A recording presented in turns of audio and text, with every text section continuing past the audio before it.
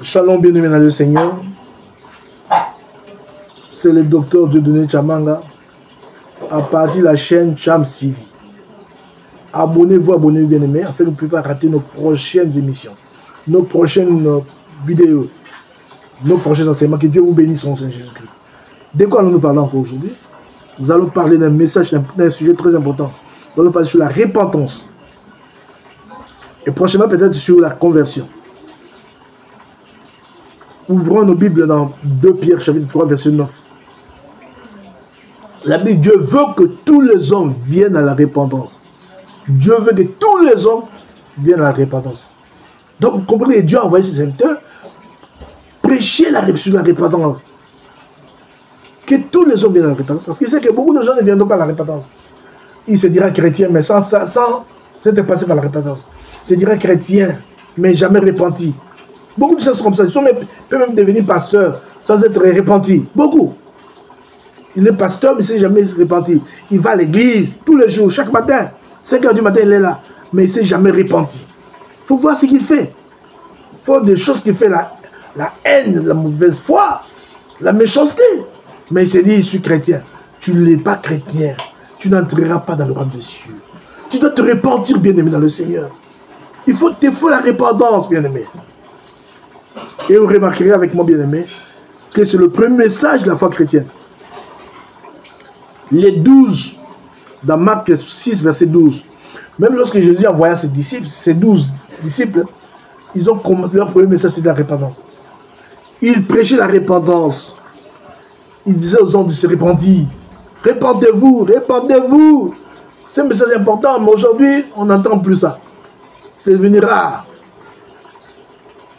Paul aussi, la Bible dit dans Actes 26, verset 9, l'apôtre Paul prêchait la repentance et la conversion. L'apôtre Paul prêchait la repentance et la conversion. Partout où il allait, c'était la repentance. Repentez-vous, repentez-vous et convertissez-vous. Aujourd'hui, beaucoup de gens, beaucoup de chrétiens, vous nous demandez, même vous qui me suivez, si vous demandez ce que c'est la conversion, pour vous, c'est quoi la conversion? Si je vous dis, qu'est-ce que c'est la repentance pour vous? Peut-être que vous ne saurez pas me dire, vous ne saurez pas répondre. Mais c'était ça le message de l'apôtre Paul. Non seulement cela, pas seulement lui, tous les grands, même Jean-Baptiste aussi. Il a commencé par là. Dans Matthieu 3, verset 1 à 2. En ce temps-là, parut Jean-Baptiste, prêchant dans le désert de Judée. Il disait, répentez-vous car le royaume de Dieu est proche. Jean-Baptiste disait aux gens, répentez-vous car le royaume de Dieu est proche. Bien-aimés, répentez-vous car le royaume de Dieu est proche. Regardez tous les signes, tous les événements qui nous y arrivent, ça prouve que Jésus revient bientôt. Répentez-vous, bien-aimés, répentez-vous. Arrêtez avec le péché. Répentez-vous, sinon vous irez en enfer. Ne blaguez pas avec Dieu. Beaucoup de gens aujourd'hui se disent chrétiens, mais ils ne sont jamais repentis. Ils ne sont jamais passés par la repentance. Beaucoup de gens, bien-aimés, non seulement Jean-Baptiste me dirait, oh, Jésus lui-même, peut-être ne faisait pas attention à ça. Jésus, dans Matthieu 4, verset 17, dès ce moment, Jésus commença à prêcher et à dire, répentez-vous car le royaume des cieux est proche. Jésus-Christ disait ça aux gens. Repentez-vous car le royaume des cieux est proche. Jésus lui-même disait aux gens, repentez-vous. Vous qui ne voulez pas prêcher la repentance, qui êtes-vous? Vous êtes plus que Jésus. Peut-être que vous n'êtes pas de lui, parce que Jésus lui-même a prêché sur la repentance. Nous devons revenir à ça, chers bien-aimés, chers hommes de Dieu, prêchez la repentance, que les gens viennent nombreux ou pas. Dieu ne recherche pas la qualité, la quantité, je recherche la qualité. Pas la quantité, on prêchera, c'est un message, un enseignement qu'on donnera certainement prochainement. Dieu recherche la qualité et non la quantité, une foule de gens. Ce n'est pas ce qui intéresse Dieu. Allez, répentez-vous. Répentez-vous, c'est Jésus qui le prêchait. Jean-Baptiste de même disait, répentez-vous. Bien-aimés, répentez-vous, vous me suivez. Répentez-vous. Vous me direz, répentez, c'est repentir, c'est qu'est-ce que c'est? Je vais vous expliquer ça après. Jean-Pierre, le jour de la Pentecôte, dans Actes chapitre 2, verset 38, Pierre lui dit, répentez-vous et que chacun de vous soit baptisé au nom de Seigneur Jésus-Christ Acte 3, verset 19. Répandez-vous et convertissez-vous pour que vos péchés soient effacés. Convertissez-vous. Mais aujourd'hui, ce sont des messages oubliés. Ça ne se prêche plus dans l'église. Les pasteurs n'ont plus le temps de prendre le stylo pour préparer un enseignement comme sur la repentance ou encore sur la conversion. Beaucoup d'enfants de Dieu aujourd'hui ne connaissent pas ce que c'est la conversion, ils ne connaissent pas. Mais demandez lui-même la nouvelle naissance, ce que ça veut dire. Il ne connaît rien du tout. Parce qu'on lui enseigne pas ça, on ne lui prêche jamais cela. Et on lui empêche même d'aller auprès de celui qui enseigne ça. Et ils sont ignorants. Avec cette ignorance, on peut pouvoir quoi? Bien évidemment, la repentance, c'est quoi? Je vous explique, parce que nous sommes en train de parler de la repentance. Alors, prêtez votre attention et abonnez-vous, bien-aimés, afin que vous ne puissiez pas manquer nos prochaines vidéos. Donc, la Bible dit, la repentance vient du mot grec, parce que la Bible est écrite en grec, surtout le Nouveau Testament, l'Ancien Testament en hébreu et quelques passages en araméen. Alors, en grec, repentance vient du mot métanoïa. Métanoïa, tenez ça, retenez, métanoïa. La repentance vient du mot grec métanoïa. Et dans le mot grec métanoïa, il y a deux mots. Le premier mot, c'est méta. Méta veut dire changement. Méta veut dire changement. Et noïa,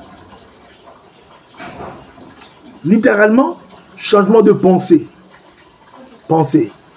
Donc repentance veut dire changement de pensée, changement de cœur ou changement d'esprit. Qui se tourne vers Dieu. Qui se tourne vers une voie meilleure. Ouais, c'est-à-dire que quand on dit mais changement, on dit la repentance, ça dit changement de... C'est-à-dire métanoïa, changement de mentalité. Donc tu changes ta mentalité. Changement de cœur. Tu changes ton cœur. Changement de pensée. Tu changes tes pensées. Tes mauvaises pensées là, pour de meilleures pensées. Tu changes cela. Là on dira, c'est repenti. Il a changé. Il a changé sa façon de voir les choses. Il a changé. Parce qu'avant, pour lui, il était méchant. Quand il veut faire du mal, il fait du mal. Maintenant, il change. Les choses ont changé dans sa vie. On dira, il a s'est repenti. La repentance, c'est changement de mentalité, changement d'intention, changement de cœur, en vue de recevoir Christ. Acte 19, verset 4. Beaucoup de gens aujourd'hui ne se répandent pas. Ils ne sont pas repentis. Ils sont entrés comme ça dans le christianisme. Ils sont entrés. Ils se sont dit directement, je suis chrétien. Je suis chrétien parce que j'ai accepté Jésus. Tu l'as accepté comment? Avant d'accepter Jésus-Christ dans son cœur, avant de le recevoir dans son cœur, il faut d'abord commencer par la repentance. Il faut d'abord changer, prendre une décision dans votre cœur. Dire aujourd'hui, je change, j'abandonne tout le mal que je faisais. J'abandonne la mauvaise vie que j'avais pour adopter la vie de Christ Jésus. Donc, ça dit, je cède à Christ Jésus. Je cède à la façon de voir des choses de Jésus-Christ. La repentance.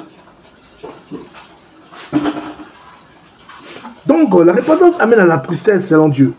La tristesse, donc la vie que j'ai là, c'est une mauvaise vie, la vie de péché. La vie de péché, c'est mauvais. Escroquer les gens, tuer les gens, se prostituer, c'est mauvais. Alors il faut que je change. Donc la personne prend une décision, il change. Quand il change comme ça, on dit, bon, quand il me change, il appelle Jésus. C'est pourquoi Jésus dit, je me tiens à la porte, je frappe. Si quelqu'un entend ma voix, il m'ouvre la porte, j'entrerai chez lui. Si tu entends la voix de Jésus-Christ, n'endurcis pas ton cœur. Change, bien-aimé. Change. Aujourd'hui, dans ce monde, tu peux être comme un gangster, tu te vois, comme un chef. Un chef, tu recules devant personne, mais crains Dieu. Le royaume des cieux est proche, bien-aimé. Tu as intérêt à te repentir. Tu as intérêt à te repentir, bien-aimé. C'est maintenant ton temps, pas demain. Demain, c'est pas ton temps. Aujourd'hui, tu es encore vivant. Mais demain, ce n'est pas ton temps parce que ce n'est pas toi qui décides ta vie. Tu ne sais pas ce que tu seras demain. Tu sais peut-être que demain tu mourras, tu ne le sais même pas. Ou bien après une heure ici, tu ne seras plus. Tu ne le sais pas. La Bible dit que lorsque vous entendez sa voix, n'endurcez pas vos cœurs. Lorsque vous entendez sa voix, n'endurcez pas votre cœur. Répentez-vous, bien-aimés. Changez de vie. Changez de vie. Parce que la repentance, c'est le changement. Changez. Si vous ne changez pas, alors, ce que vous n'êtes pas parfait dans la repentance. La repentance, c'est d'abord le changement. Il faut qu'on voit qu'il a changé. Il n'est plus ce qu'il était. Il ne fait plus ce qu'il faisait. Il a changé. C'est ça la repentance. Si on ne change pas, c'est qu'on n'a pas fait la repentance. Beaucoup de gens remplissent les églises. Surtout les églises traditionnelles. Ils ne changent pas. Ils ne changent pas. Ils ne veulent pas changer.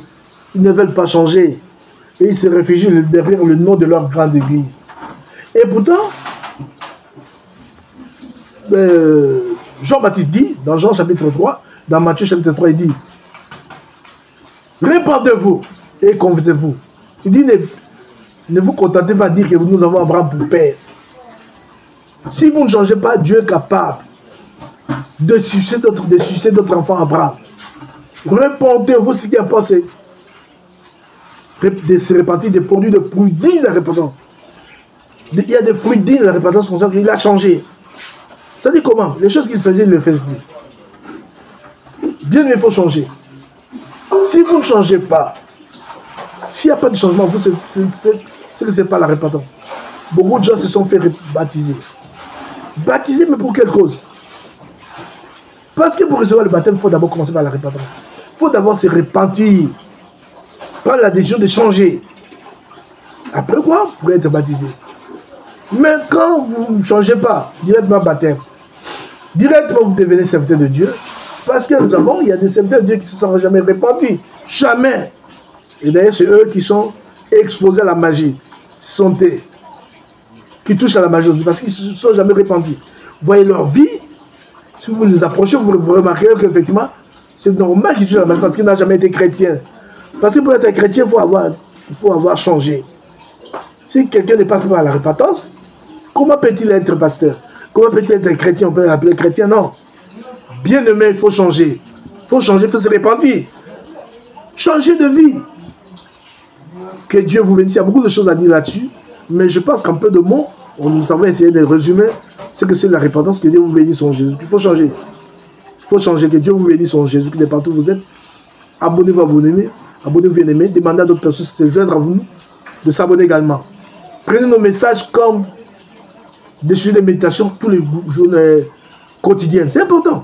Méditez là, quotidien, tous les jours, bien aimé. Alors je crois que ça ajoutera un plus à votre connaissance de la parole de Dieu. Que Dieu vous bénisse en Jésus-Christ. À la prochaine.